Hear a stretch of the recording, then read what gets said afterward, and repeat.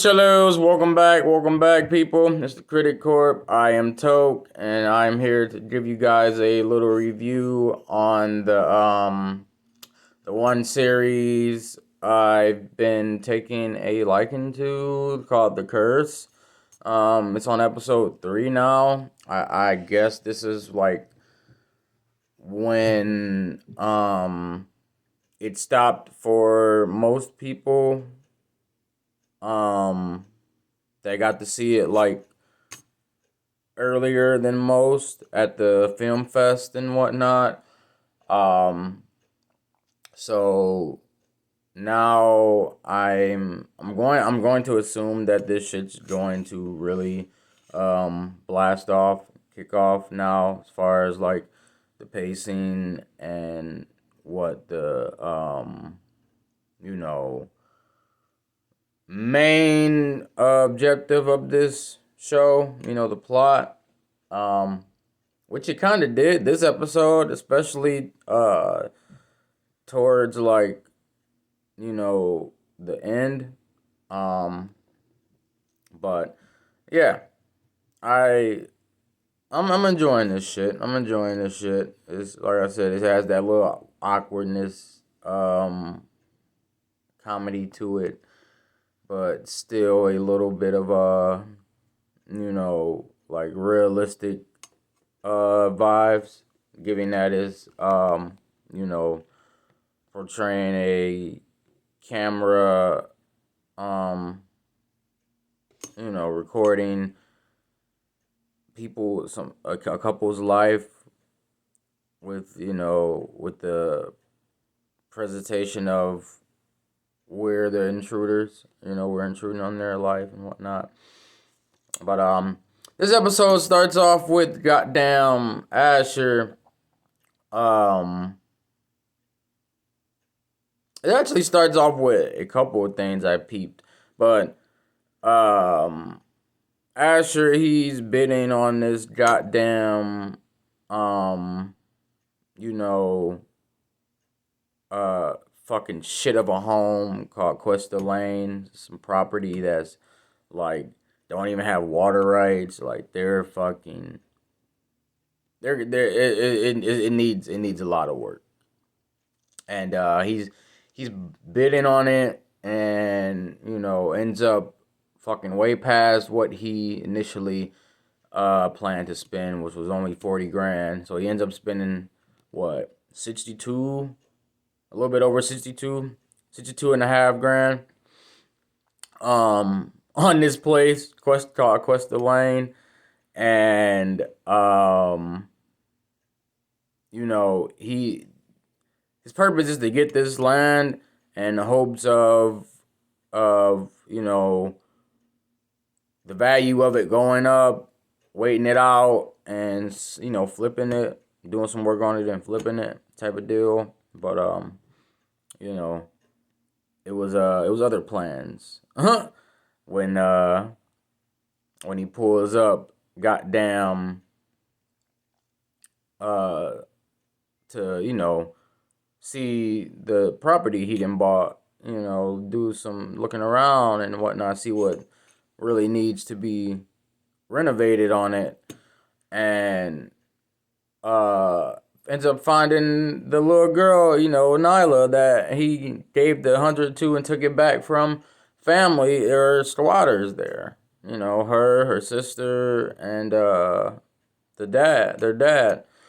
And he ends up fucking being, trying to be nice, and gives them a house, let them stay in the house, and figures this will, pretty much revamp and benefit his image and what him and Whitney are trying to obtain, as those people, nice people, those altruist type of people.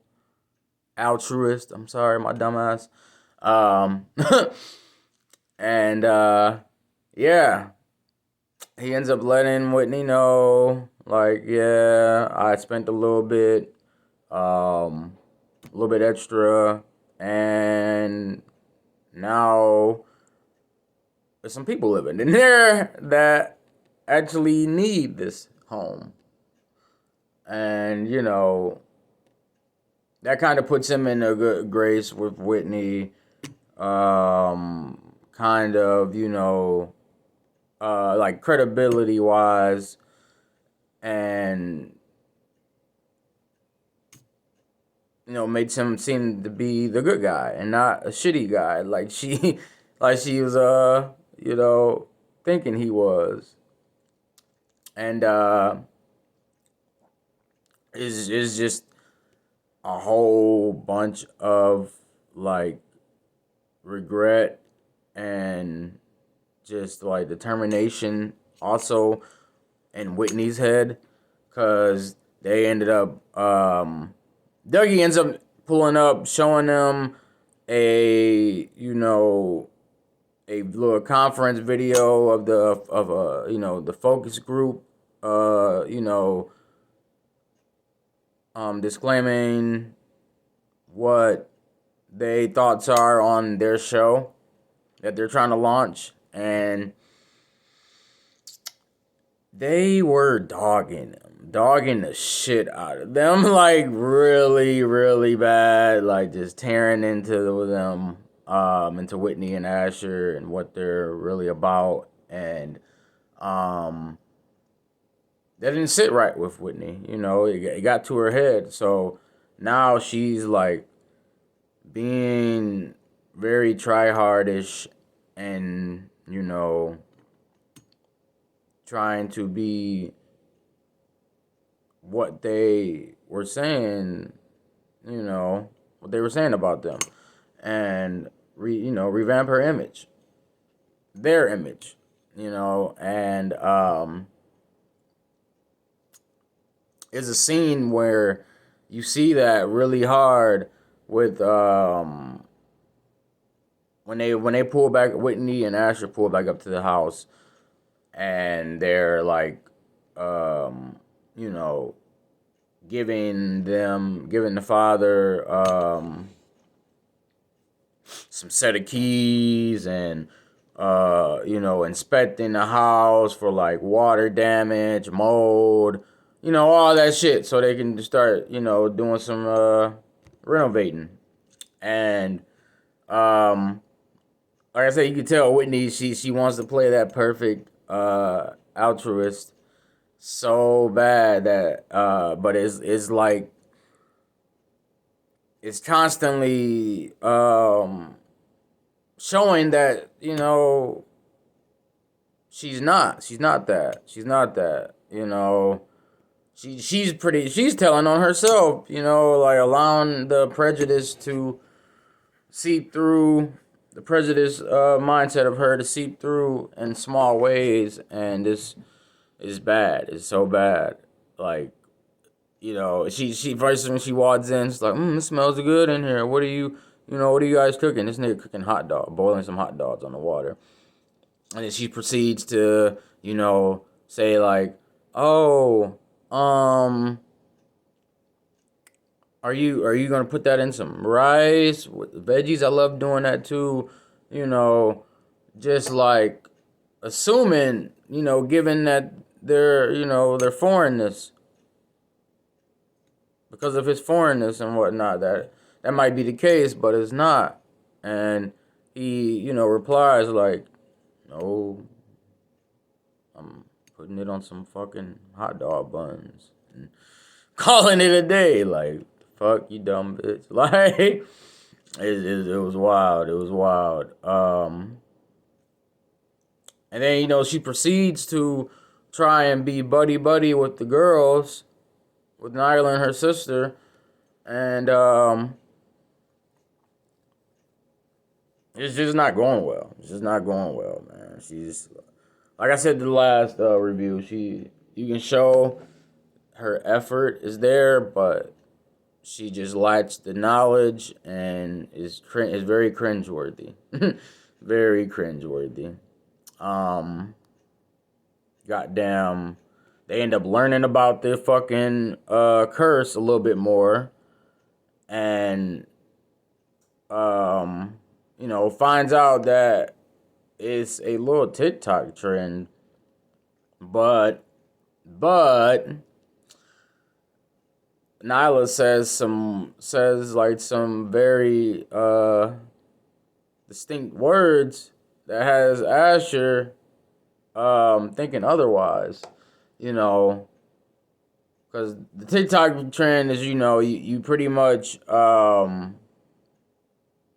you like you just think of the most major inconvenience for a person and it happens type of deal.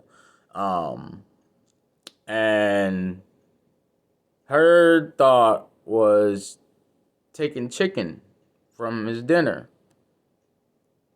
And that was very, that was like very unsettling for him, for Asher, given that that same day that she, cursed him, wished the curse upon him. Remember, he ended up not getting the chicken that he wanted in his chicken panini.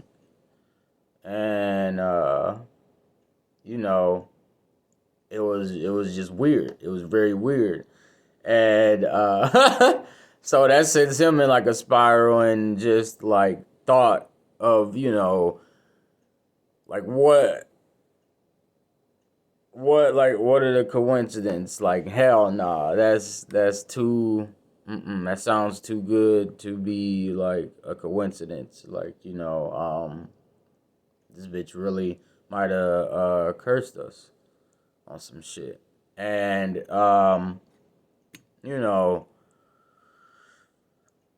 given his thought process on top of Whitney's whole, thought process as far as trying to revamp their image, they ended up in a big towards the end of the episode, they end up in a big streaming battle. A dog ass argument, accusing each other of, just making these racist assumptions. And Asher, pleads his case by, Whitney, you never validate me, there's never been a moment when you validated me. And Whitney's phone is recording because she's trying to post a little Instagram vid of a cute moment they had prior to, with her sweater being ripped off her head, that zipper was stuck, all that shit. Just trying to force a certain image of them to the public. And like I said, they, in the midst, they end up arguing, all that shit. And the video, like I said, the video's still recording, catching a glimpse of their true selves, the true version of Asher and Whitney, which is a broken couple that, who invotes, on what they marriage counselor, Lisa, says during their fights, during their bickerments. And it was at that moment Whitney was like, all right, let's just, go to bed. We both got our validation. Like, come on, let's just go to bed. I'm tired of this whole argument type of deal. And like I said, it shows their relationship. Each episode is going. I feel like it's going to start to show more and more that their relationship isn't, what it perceived to be. The very, very first episode, starting from the first episode. Each episode is going to just unfold and unfold and unravel. And yeah, it's gonna get hot. It's gonna get pretty intense. Um, they also end up showing goddamn uh Fernando starting his little night over security job. Uh, you know, which I thought was weird how they focused the camera in on his face as it was in the freeze frame and as it ended. But yeah, they ended up Whitney and Asher ended up offering him a night security job and shit. Cause I guess the whole plaza that they owned, most of the businesses were closed, and they only like seemed open during the time when they were recording for their show, but the businesses aren't making any cash, so they feel the need to be open, and they promised a job from one of those businesses to Fernando, so they felt bad and gave him like it was weird how they showed him at the end starting that shit, and this nigga got a whole ass rifle on the back of his fucking shoulder and shit. It was like, okay. Uh, I was like, I was curious to what they were trying to get to with that. He's like really in the mid stare down with that shit. Who knows? Um, and then we also got to see Dougie fucking just at his lowest point, man. He's in the hotel crying and shit. Fucking trying, still he's lonely. He's still lonely. He's trying to hang out with Asher and Whitney, but they're busy with their whole little company shit and trying to just keep their shit afloat. And they reject Jet hanging out with him, and it sends him into just a pure deep depression of him weeping and just soaking and crying and whatnot. Now, mind you, in the beginning, he was being absolutely obnoxious, fucking just being an asshole. His self that he perceives to be in public, and eating frozen blueberries on their white couch as he's showing them the focus group video, and just being an asshole, like getting their shit dirty, or just making a mess, and it's just like, fuck, come on now, Dougie, don't be that guy. You're not that guy. It was another funny moment too when goddamn Ash was discussing Whitney's fucking menstrual cycle with the doctor, and while she's in the room, and it just gets very nasty and just icky. Like the whole conversation alone is just wild, and he's a fool, bro. He's a fool. Nathan Fielder's a fool. He knows how to fucking dig deep into his roles and act a certain way, and it showed very very much right there in that scene. I love this man. He's a fool. He's a fucking fool. Some people don't get his rap, but I get it. He's a fool. He does this shit on purpose. Makes you feel like just very awkwardness and whatnot. So yeah, man. Like I said, this episode um is like the tip of the iceberg. I want to say. I feel like after this, is only going to get more and more wild, and I can't wait. I can't fucking wait for this shit. I can't like is I fucking enjoy. I'm enjoying it so far, and I think I'm going to continue to enjoy it until the very end. Um, you know, you guys, I don't know how you feel about this. Leave some comments. Let me know what the fuck you done thought about this episode. Um, like and subscribe. Support the motherfucking corp. I'll be back later on this week with some anime vids, so stay tuned for that.